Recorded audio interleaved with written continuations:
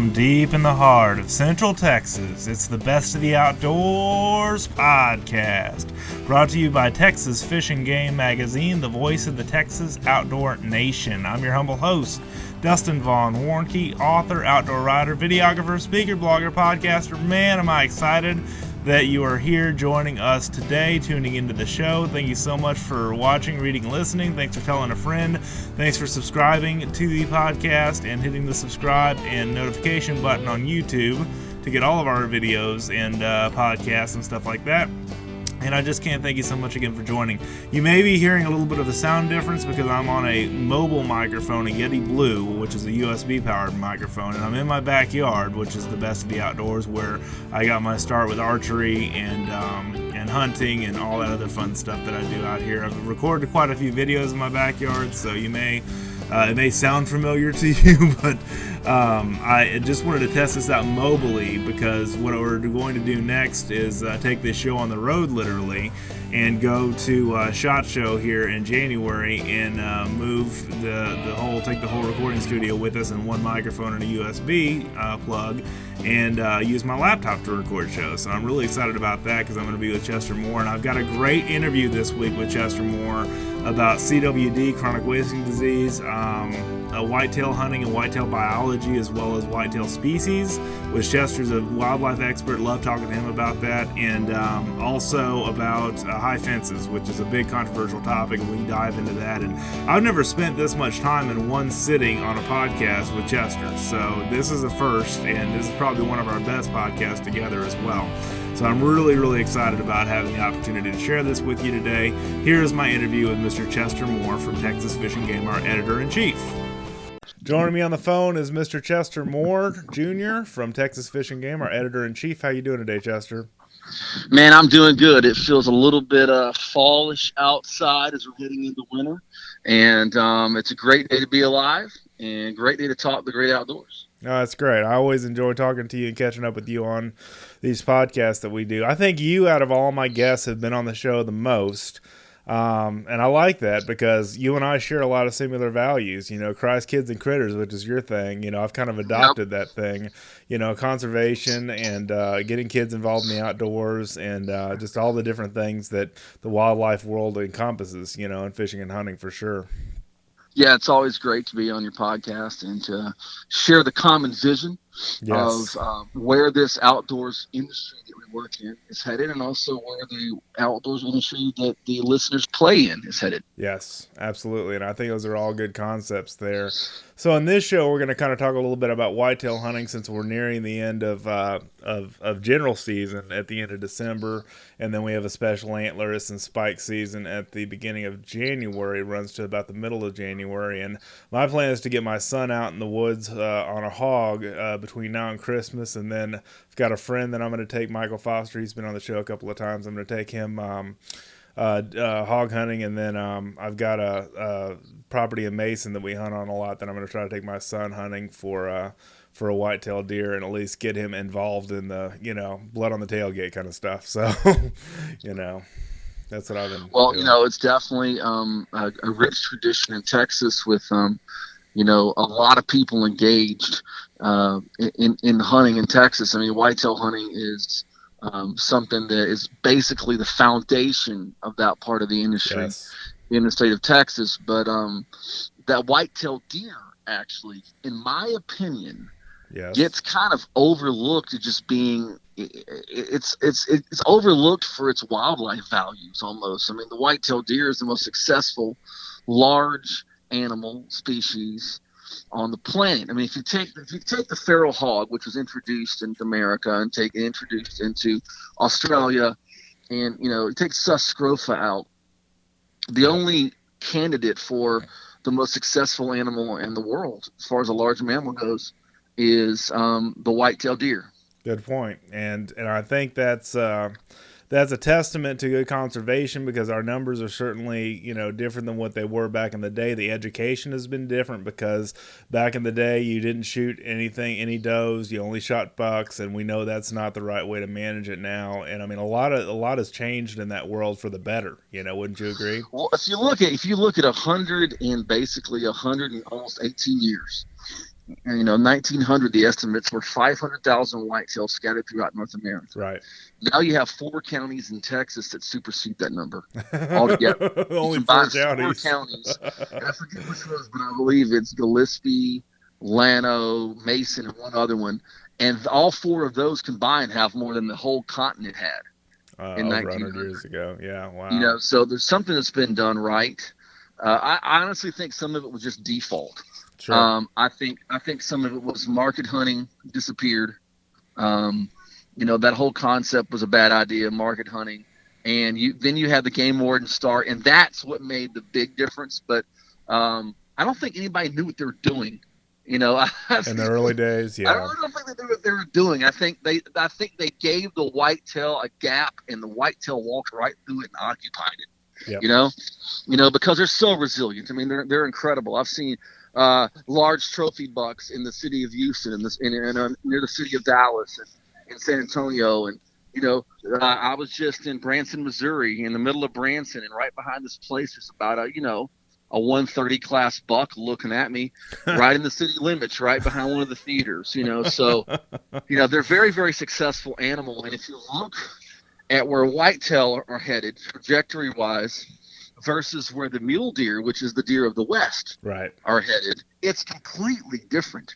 We're talking mule deer, like huge declines in mule deer numbers. Mm-hmm. And then we've had these, we're going to be declining in whitetail numbers soon.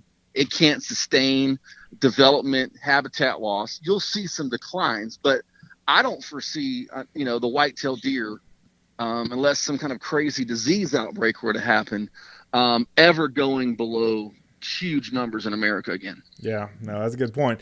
And I was just teaching my son the other day. We almost hit about an 8-point buck on the 183 coming home the other day from the ranch that I work with. And the crazy thing is I almost hit him, and it was really surreal. And I said, Jackson, I was telling my son Jackson, I said, this is what happens with landscape development is the deer don't have any other place to go. Because he was asking, Yep. why is that deer out here on the highway? And I said, son, they're, check the interstate. They're littered with them.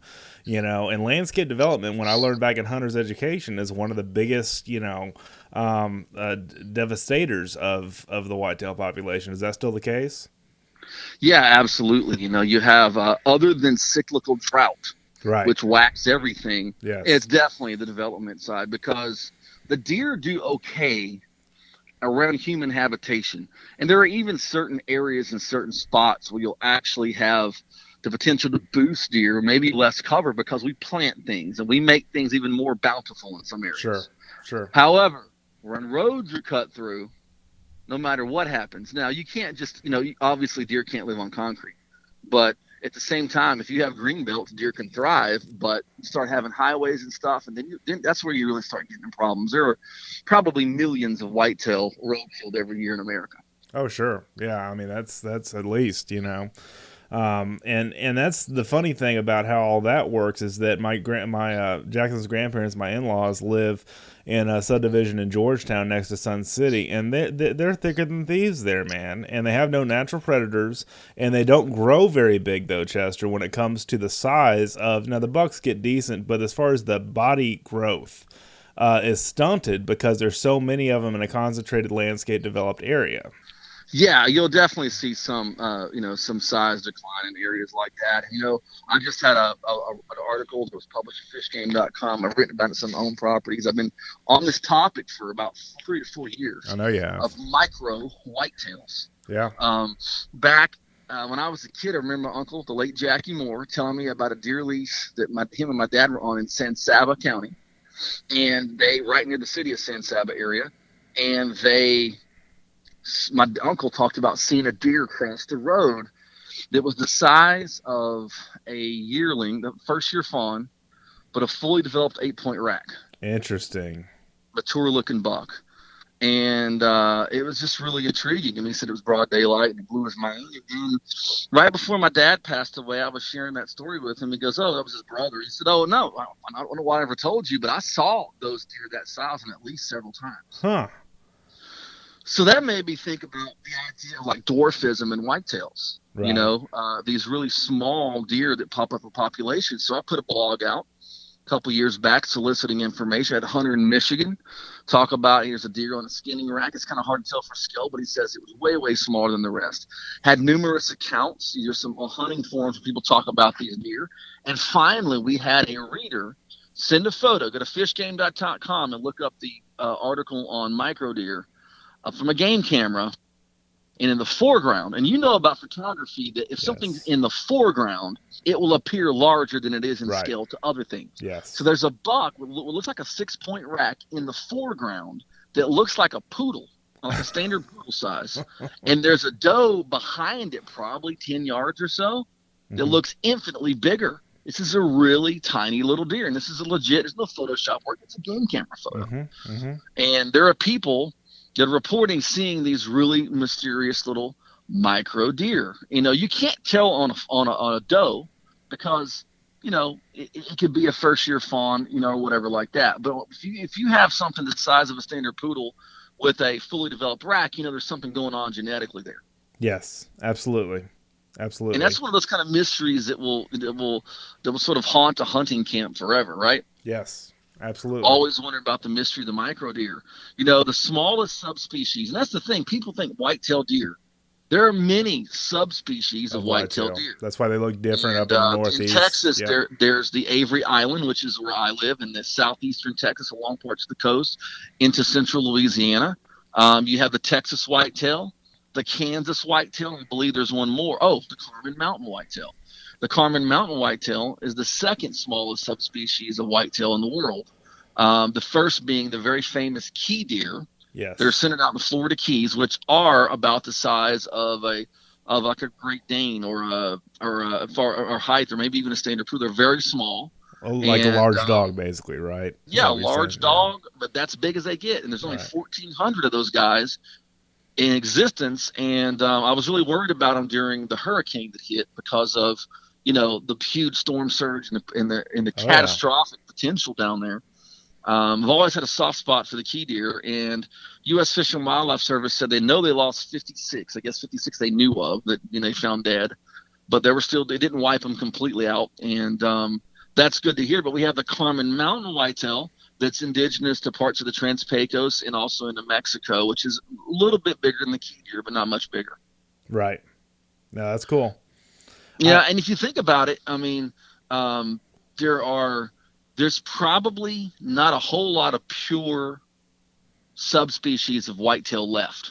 And the reason is because deer were stocked in so many places when deer were depleted. Like in East Texas, where I live, the deer here come from South Texas because of, you know, the deer got so low in population and stuff like that. So they stocked deer from South Texas. So, but there's actually two endangered species of whitetail deer. There's the Colombian whitetail deer, and then there is the key deer. So a lot of people just see a whitetail as a whitetail, but there's definitely a lot of variety there. Yeah, for sure. I mean, that's very educational to our audience, because I can almost bet that a lot of folks didn't know to that detail of the different subspecies of whitetail that we have in Texas, for sure. Yeah, it's really interesting. There's many more throughout the country. And there are definitely areas that have pockets where you could probably find the real genetic. You know, Carmen Mountains would be one of them. The key deer would be one of them. Some of the more isolated areas and where the whitetail exists out west, you would have some of that stuff. But a fascinating species, a lot to them, you know. And something else we've been writing about are the ghost deer and the mysterious whitetails that people have been reporting, you know. Yes. You know, I remember hearing about a ghost deer someone of my family saw. They said was a ghost deer on a lease we were on in Menard when I was a junior in high school. And it was white. They said it looked like a doe. My initial suspicions were actually that it was probably a white fallow deer, because there are a lot of exotics that are beyond fences. Yes. And but there are whitetails. There are albino whitetails. And there are just whitetails called leucistic whitetails. They don't have the pink eyes, you know. And so there's a lot going on with that too. That's an amazing thing for someone out in the woods to discover. Is you see this beautiful something about a white majestic animal is always the white buffalo. It's been fascinating, you know. Yes. When I was a kid, I would sit in my dad's lap and we put together scrapbooks. And I recently found one of these scrapbooks, by the way, and it was different wildlife from around the world. And I would cut things out of Sports or Field and Stream and Outdoor Life and zoo books and all kind of stuff. And had a picture of a whitetail with blue eyes that was taken at the Seneca Army Depot.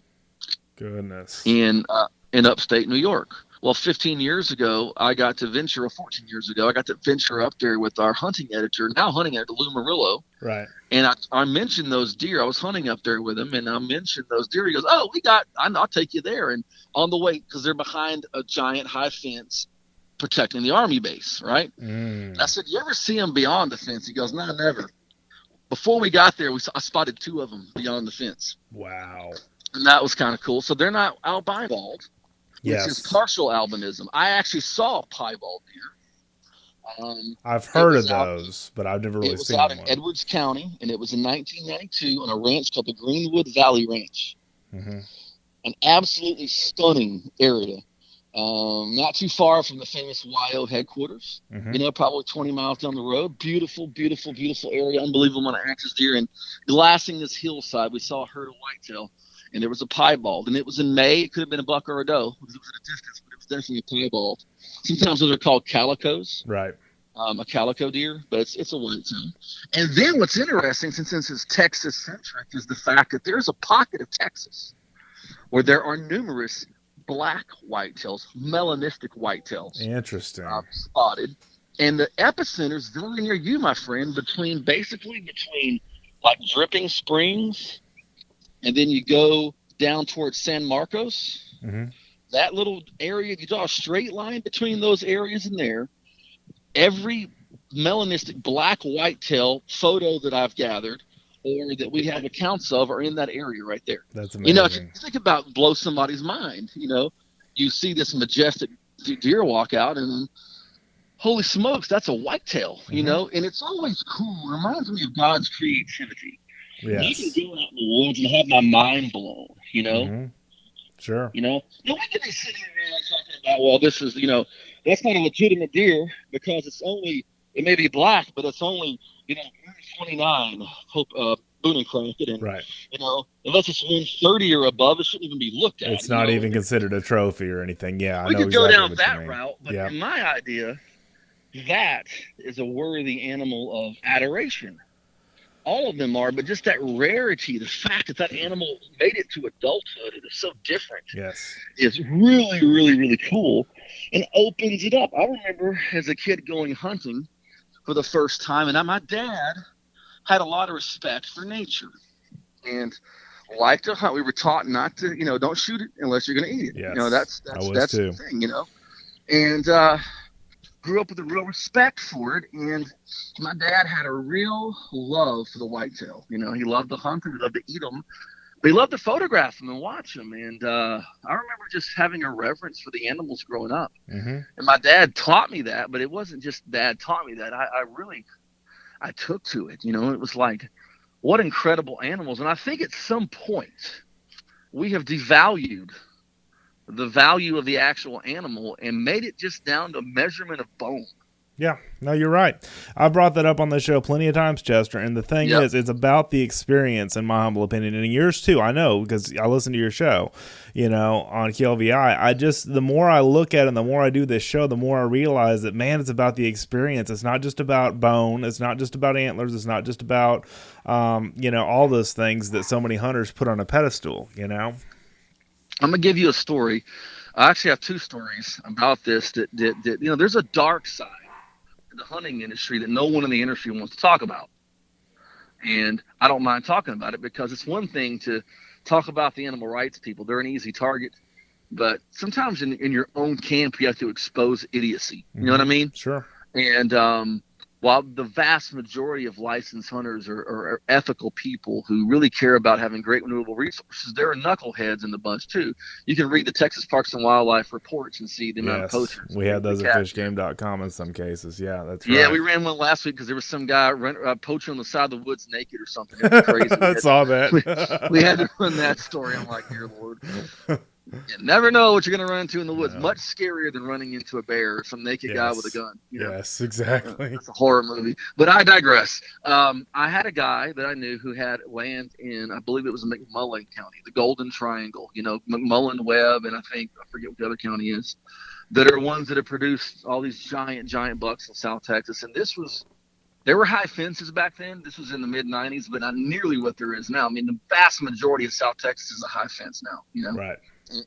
And he bow hunted, and I said, "How was your season?" He goes, "It was terrible."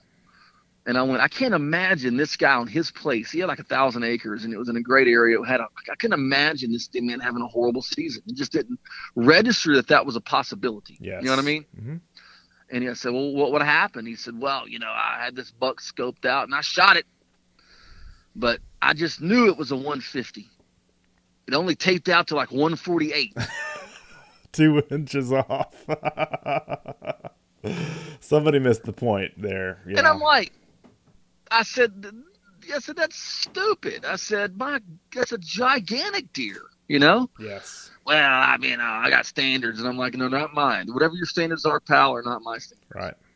And then there's another example that the writer shared with me of a place it was a high fence place, and this guy sees a deer. He's on a guided trip, and he says, "Is that deer was a 150 number too? Something about that number 150 is where people get excited." Yes. And he said he wanted to shoot a 150 or better. And there's this giant buck, and the guide said, he says, "Do you think that's a 150? You think it's a 150?"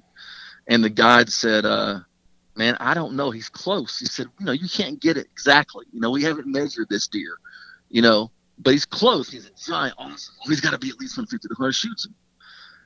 Because as soon as they get the deer down on the ground, they measure it out, and the green score was literally 149, and the guy started kicking the deer. Oh man! And he was asked to leave the ranch.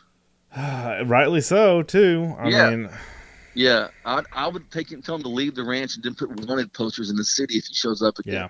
I mean, so there's that side of it, and that's why I always try to celebrate the experience. Yes. Talk about the majesty of an animal that has come back in such incredible numbers, and the unique anomalies like micro deer, ghost deer, and melanistic deer, and piebald deer. Let people realize the celebration of the whitetail deer is a really incredible thing, and that they are a worthy, incredible yes. adversary. And what a rich source of high protein, low fat, low cholesterol protein. Absolutely. And I mean, that's the thing I've talked about on this show many times it's just about getting outdoors and getting it done. It's not always just about a meat haul. It's not always just about a trophy antler. I mean, it's just, and you and I both agree on this. It's about celebrating God's creation. And that's really what you do when you take into account things like you're talking about, instead of just, well, I didn't kill the big booner that was 170, inches or whatever, And the thing is, this is translated to the general public, not just the rich and haughty. Sure. That's true. I've had numerous people on my show on KLVI call me over the years when I talk about the subject about once a year. Sure. During deer season, and they've been made fun of for shooting deer that are not, these trophy deer. They're perfectly legal, even legal on their lease rules, but they didn't make the lease guys. That almost makes me just want to, I don't really hunt deer much anymore. This is my last year on the lease. I don't really have that much time. I'm gonna spend my time working on the conservation element of the whitetail and those animals when I can. But makes me just want to start, doing a doe only thing, like we're gonna start the doe scoring system or something. You know what I mean? only does, like only does, and you gotta have do it by ear size. I was about to say ear size, Chester. I swear, I was just about to say that. That's hilarious. There you go, man. Ear size. Ear size. I got this big old wide ears. The Texas Doe Association.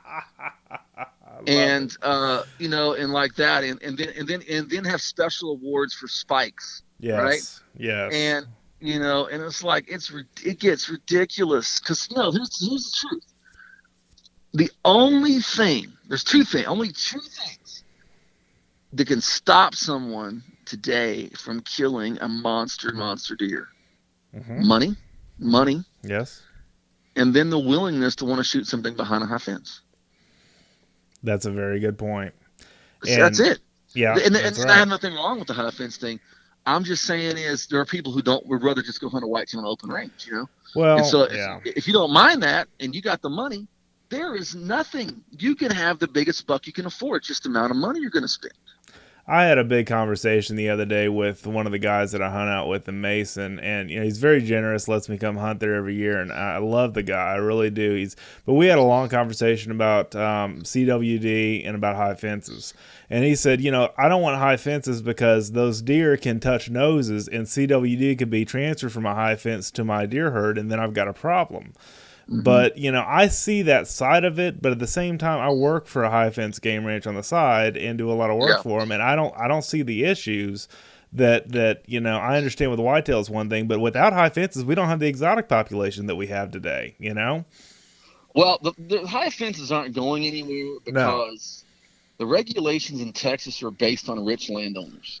Absolutely. That's a good point, Chester. Rich landowners work with politicians, that's what the law is. Mm-hmm. It don't have anything to do with me and you, right? That's what the law is. No, that's a good point. So that's not going anywhere. And it may ruffle feathers, but it's a fact that they control the whole deal in Texas. Anyone who thinks the whitetail deer is still a public resource is very naive. Well, and it's like my dad says, the golden rule is the man that has the gold makes the rules, I mean, I borrowed that from him. He borrowed it for somebody else, but I mean, that's the truth, though, That's legit. It's very legitimate, And so that's what happens there. What do you think about the CWD thing, Dustin? I think it's a concern, but I think that the reaction to that concern is certainly a little bit overzealous, if you want my humble opinion about it. And, as far as you've got to shoot, because this year I was invited on the hunt and it didn't end up happening because the outfitter was kind of a jerk, but they needed. I can't imagine that. Yeah, exactly. They came up with 15 deer that they needed to take off for chronic wasting disease testing. And, they wanted to get their first 15. The problem is they wanted us to shoot does. None of the hunters ever saw does that went before me. And all they saw was bucks. Well, that's a problem to have. And then this guy was wanting to shoot our deer for us and bring us the meat. And I'm like, no, that's not a hunt, dude. I mean. Can I talk to this guy?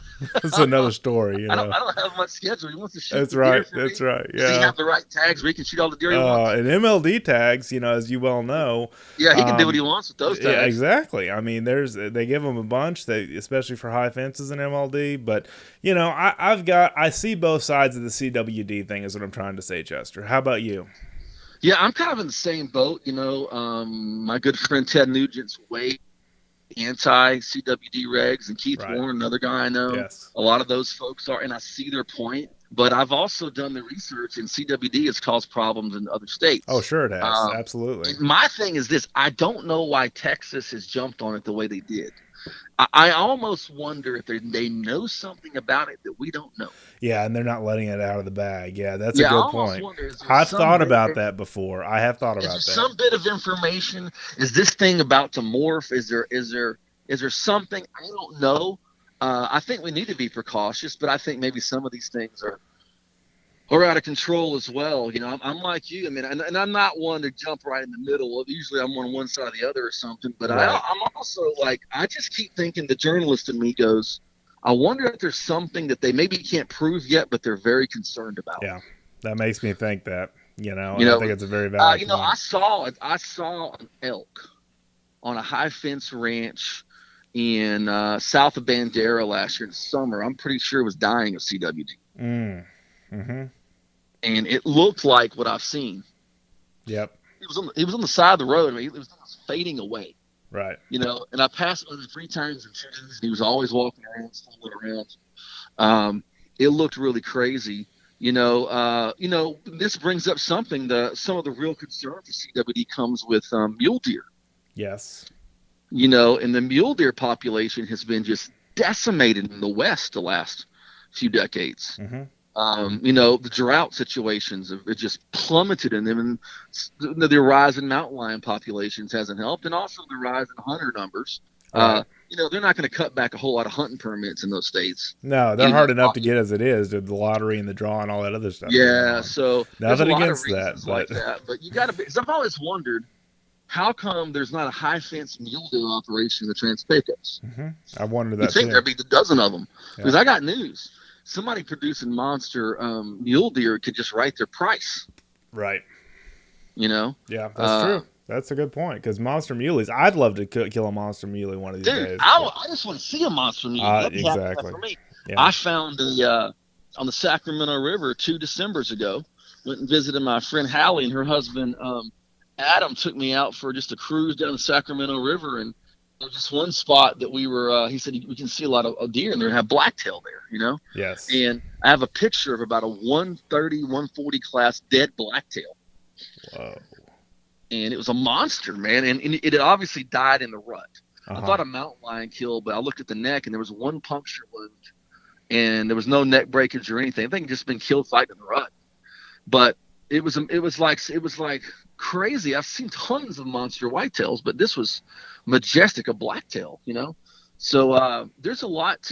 We're using words like beautiful and creation and majestic, and those are the kind of things we ought to throw around about something so incredible. Just the fact that this is a species that supports an industry. Yes, it's true. And you could take away turkey, you could take away waterfowl, take away all small game, and you could still have an industry. You take away whitetail, it's gone. Yeah, that's right, because it's all built around. In fact, I would venture to guess that the whitetail business is really, or the exotic hunting business is built on the whitetail shoulders. No doubt. Because, you know, what I understand how high fences started was there, let's say it's a river ranch or, you know, some huge giant ranch in Texas that had a road cut through it. They basically put the high fences up, and this is the way I understand it, to protect deer from jumping in the road. Yeah. And to keep them, you know, contained. Obviously, it's used for more management and breeding and that kind of stuff now. But I wrote an article about high fences that I included in a podcast I did last year with Blake Marshall. And holy smokes, I had one guy private message me just to tell me I was an idiot, you know, and I didn't know what I was talking about. And I was just like, wow, haters. So, you know. Well, if they think I'm an idiot, email me at seymour@fishgame.com in advance of this podcast, and I'll be glad to discuss with you. Yeah, no, I'm. Well, here's the deal, man. You just got to be honest. I'm tired of the industry trying to censor thoughts. Yes, because you can't say this and that. That's not a free exchange of information. That's true. And we got to at least have different thoughts on this stuff. Just because I don't like something does not mean I'm for making it illegal. You know, you don't have to like it. You know, exactly. I don't have to. I've hunted behind high fences many times for exotics. And I've killed whitetails, but management whitetails, stuff like that in the past. But you know, my issue with it is only one thing, really, two things. It creates the illusion by how easy it is to kill one behind a high fence. Yes. It creates the illusion that you just have that you're not a good hunter unless you have 14 monster bucks to your credit. Yep. You know. Hang out on your wall or in your office or whatever, right? Yeah, that thing. And then the other side of it is that the ranching side of things, the control that the wealthy landowner has over the whole idea of the sporting industry. That part bugs me because I think there are voices that need to be heard. You know, my whole life I've always heard and I believed that because Texas is 96%, there's a great things about being 96% privately owned. Yes. But however, the hunting access is not the best in Texas. No. That's why there's so many states that are smaller states that have nearly as many hunters as we have. Right. It's true. And we are the biggest hunting state, bar none. Right. But the reason some other states have such a healthy enthusiasm because they have healthy access. Yes. They've got public If land. you They've live got in East government Texas, land. you can hunt. You're okay. You can hunt the national forest. Right. Man, if you live out, if you live out in Kerrville, right. You don't there's no public hunting. None. No, I've got a friend here in Central Texas with a guy I mentor, Michael Foster. He's been on the podcast before. He drove 2 hours to get to a deer hunting area up near Waco. And I don't remember what area of the state it is, but it's kind of north central Texas. And he said, man, this is the closest place we can get in central Texas because it's all private owned. And I said, welcome to Texas. He's from Michigan originally. And I said, I don't like it any more than anybody else, but that's just the way that it is. I mean, No, I didn't even register public hunting as a reality until I was probably 17. Good point. Yeah. because the Type 2 program sort of was birthed. Mm-hmm. And I'm like, oh, there's leasing some land. I didn't know about national forests and stuff back then. Right. I didn't hunt enough.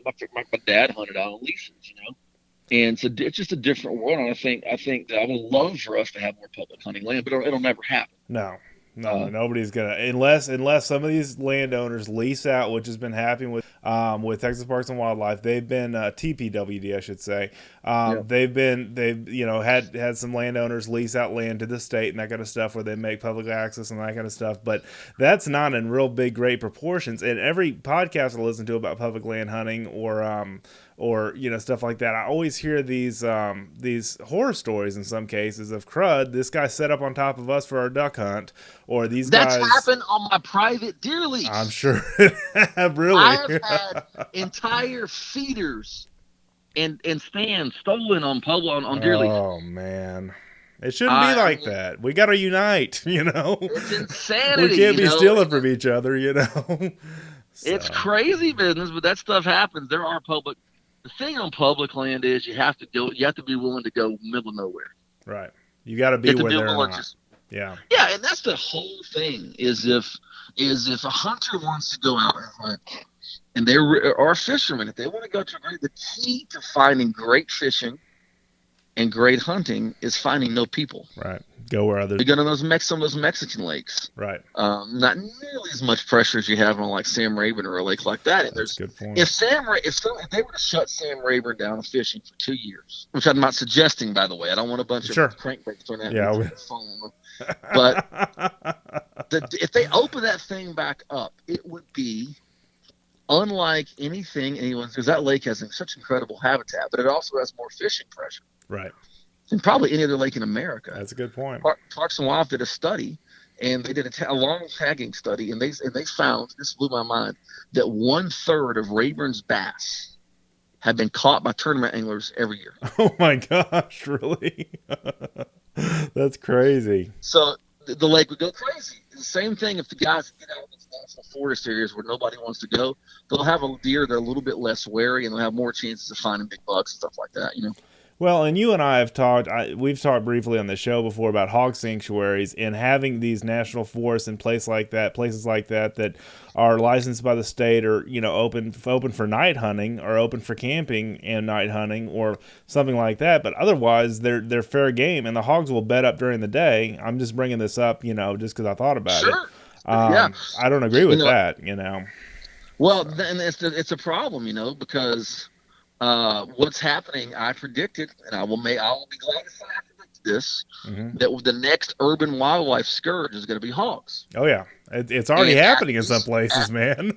After these floods in my own town of Orange, right in the city limits, all of a sudden one area is absolutely inundated with hogs.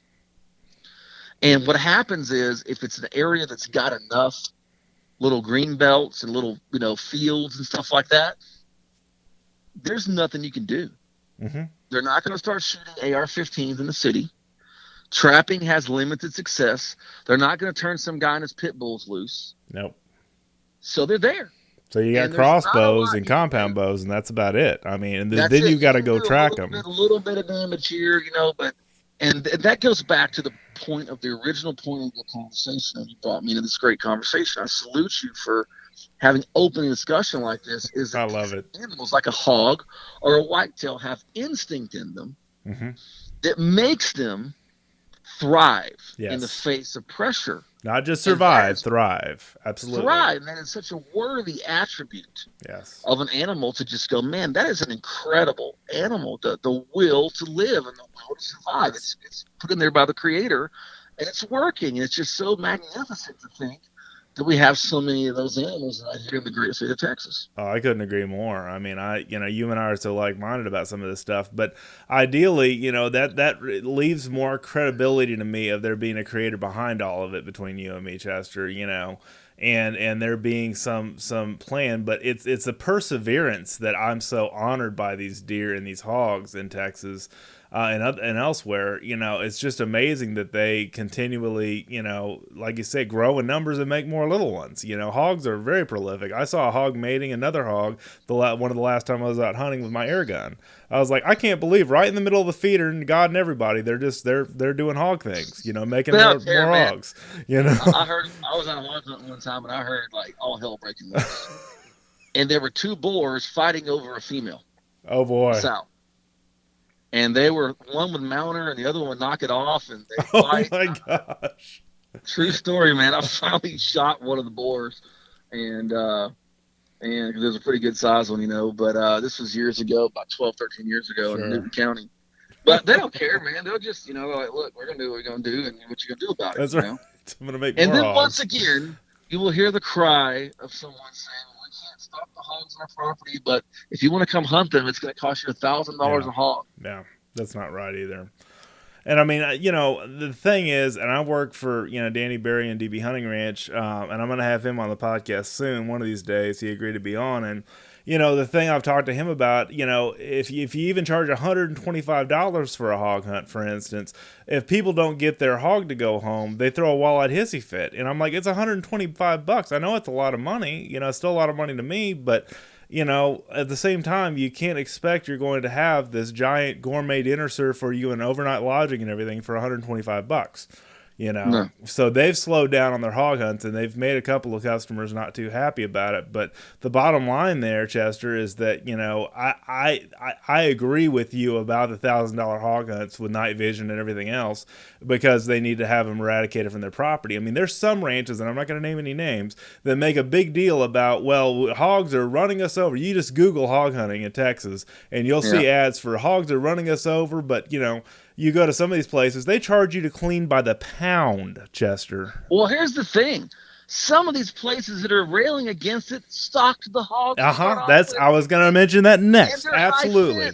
Of course they have hogs. Of course they're overrun. You put them there. It's like, really.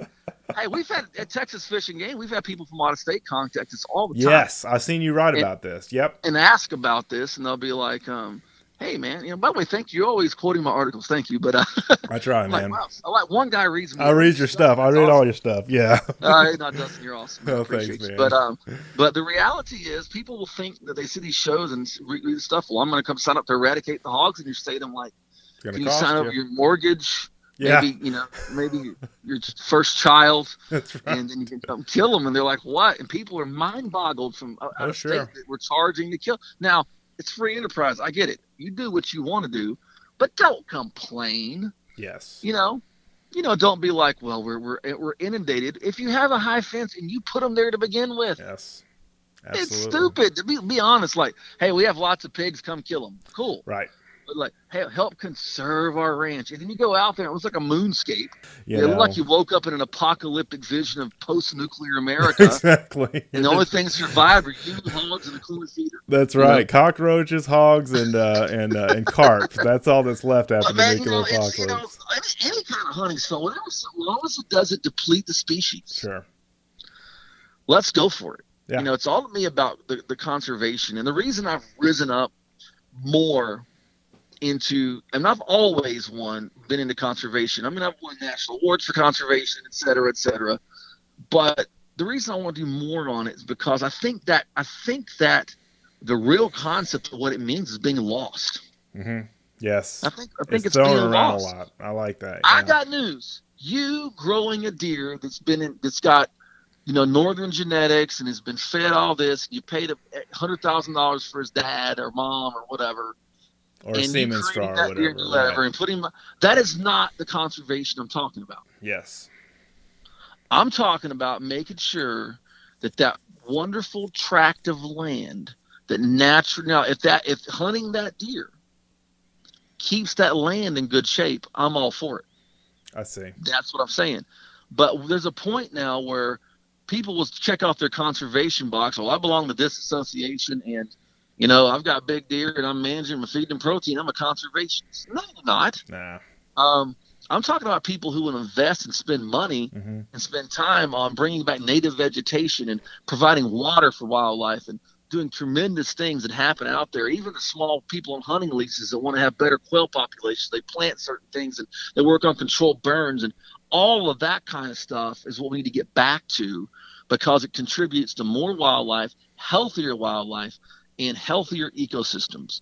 And Right. we've got to do that. And we got to recognize stuff like, man, if my favorite article I've ever written in my entire career was last May, and that was one called the Texas Javelina Massacre. Yep, I love that article too. That was And great. first off, it's the coolest title in the history of articles for hunting industry. But, Javelina massacre.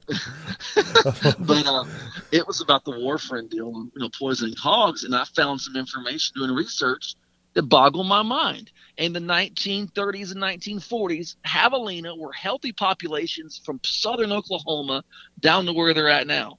Now there are no javelina, almost none north of San Antonio. That's true. No, that's South Texas is where they're based out of. Yeah, and they're in the declining there. And the Parks and Wildlife study said that the high fence ranches and deer management should boost javelina numbers, but they've drastically declined because a lot of the ranchers see them as a threat eating the protein and illegally. Yeah, and they promote people. I've been on places where they said shoot everyone you see. Yeah, and that's not going to be good for that species. Yeah, they are game animal. Conservation. Yep. No, it's not. No, but that's not every place. Don't get me wrong. No, that's interesting. But I'm saying is that's the kind of stuff we need to get back to. Let's make sure our native wildlife is in great shape. Right. Not just the popular stuff, Yeah, not just the stuff everybody goes. Because you're right. I mean, the lowly javelina, and that's what I took out of that article more than anything was just your whole point that we need to get to the bigger picture of conservation. And that's one thing you've inspired me to take on this show and talk about and that kind of stuff all the time, Chester, is I honor you so much for that mindset and that heart about conservation. The big picture for sure, Thank you, man, because it's just, I don't want to see a world where we go, well, there are no javelina in Texas anymore. Yep. I don't want that day to come when we let a native species go. Yeah. I don't want to, and while you got me on the topic,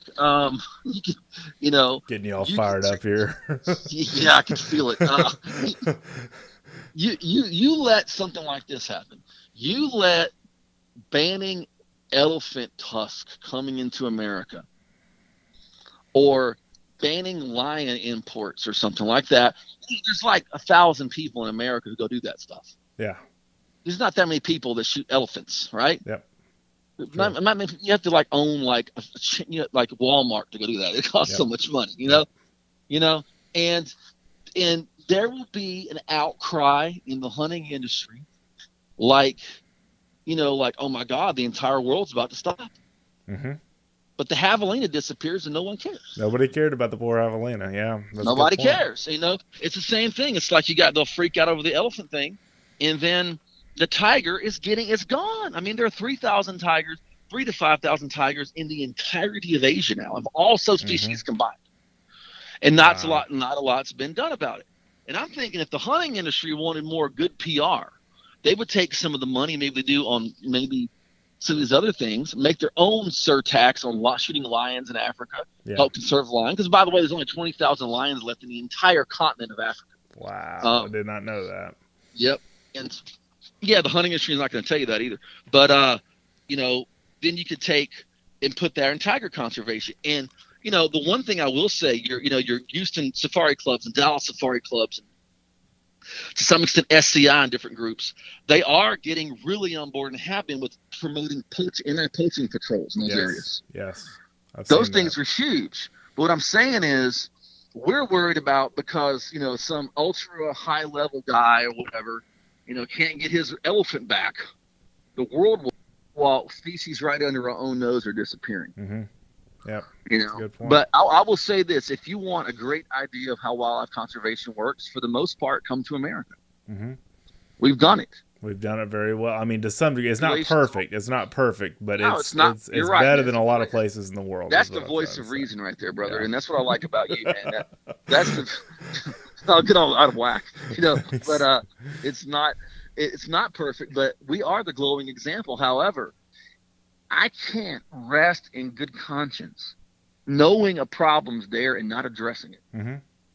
That's just wrong for the wild. Nobody's going to stand up for that, and who knows what'll happen down the road. What other species that's huntable may have a problem because of, maybe an invasive exotic or a disease outbreak, and then it won't be the popular one of the day, so no one cares anymore.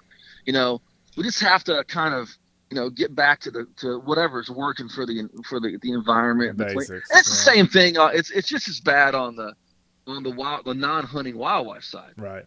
No, you're right. You're right. It is. My own blog at the Wildlife Journalist, man, I just wrote an scathing article about the green movement, and it's the same thing. Okay, the entire quote unquote, and I'm on for the green. I love the idea of a green movement. Hey, let's be pro-environment. Dear God, we need to be. Sure. I said that one time, and someone said, "Oh my God, you must be an environmentalist hippie." Mm-hmm. And I said, "Well, if I'll tell you this much." I said, first of all, I'm not a hippie. They're about love and peace. I'm a headbanger. We're more about death and destruction. But I used to use that in high school all the time. Oh, it was a great good. That's friend gave me that. And I used it 100 times. But good. if being against cancer-causing agents in my water, it makes me an environmentalist hippie, call me that. Sure. But what they've missed is everything is climate change now. Yes, and global warming and all that stuff. Billions of dollars, trillions of dollars, and it's all about the money, right? So you have things like the tiger. You can't do anything about climate change. Yeah. But they can make a lot of money. Yep. And then you have 25 years ago, it was the rainforest. Well, that's a real issue because you can actually take and conserve rainforest and measure that, right? Mm-hmm. Well, they don't care about the rainforest anymore, even though that actually healthy rainforest contributes to less bad climate stuff. We don't want to talk about that because we can't build poor South American countries out of billions of dollars. We can build America and Europe out of it. Mm-hmm.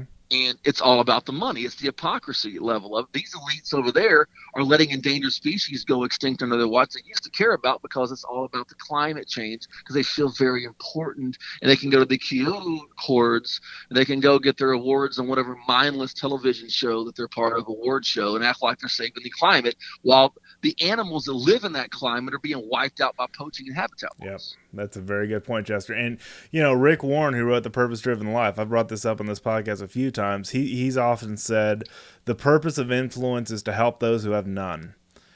And, wow. That's a very profound quote because, those animals don't have an advocate unless we're that advocate. You know what I'm saying? That's true, man. And the habitat don't, the mountains don't, the streams don't. Right. And we have to be that advocate because let me tell you something. My life would be radically different if my dad hadn't taken me hunting. Mm-hmm. Mine would too. And fishing. And if someone hadn't stepped in the 1970s and stopped the wholesale slaughter of redfish, I would never have caught that first redfish. Which was one, and that was kind of what we went after. Alligator gar and redfish and flounder. Flounder populations were pretty down. Redfish had come back up, and if I hadn't caught that redfish, I don't know how hooked I would have been on the fishing. Yeah, I got you. And hooked, yeah. That was one of the things that helped me. But you know why? Because the guys who funded what's now CCA was then GCCA. They actually cared. They cared about the future of that species. Yeah. They actually cared enough to do something about it, and that was what it's about. And you and I have enough of a platform to be able to go, you know what? There are people out there, there are little boys and little girls who just want the opportunity. Yes. Talk about that a lot. To be able to go out there in the woods and have a good old time. That's right.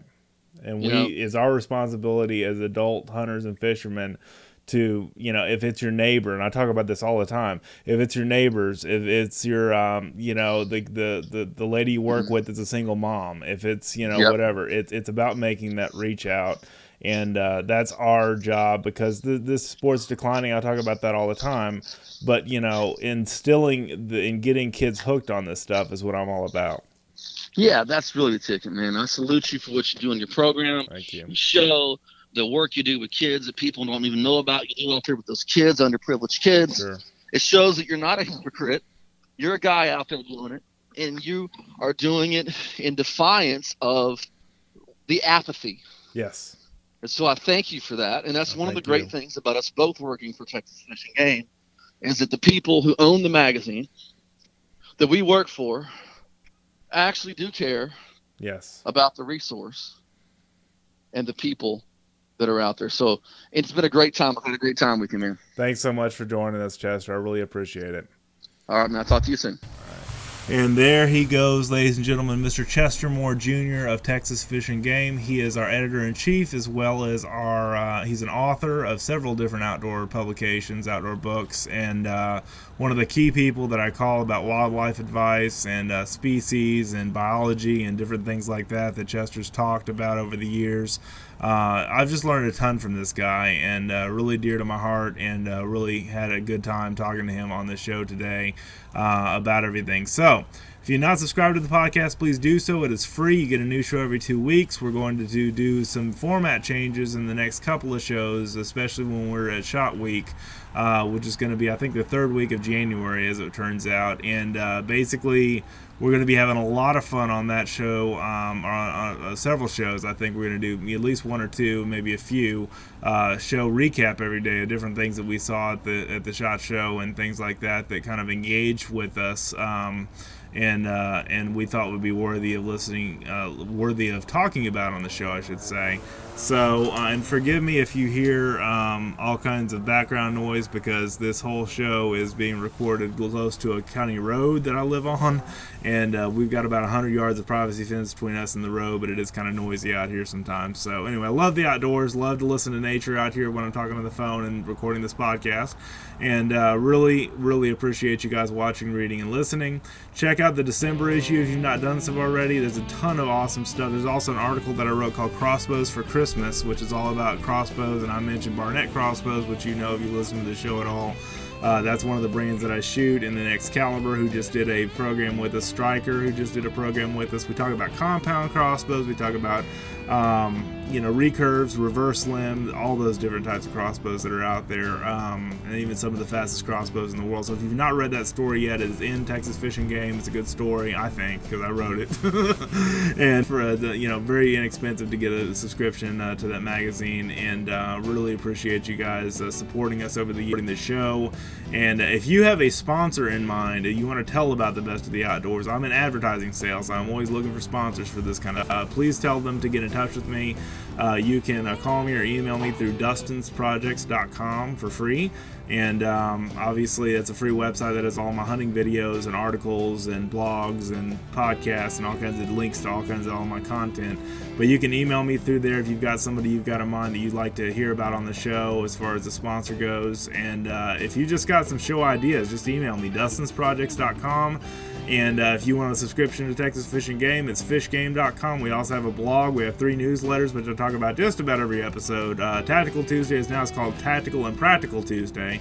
Wildlife Wednesday, and the Thursday Texas State of the Outdoor Nation newsletter. 3 different newsletters to get signed up on there, and we have a lot of fun on those newsletters, just blasting out content that's going to be educational and inspirational and motivational for you, just kind of like we do with this podcast.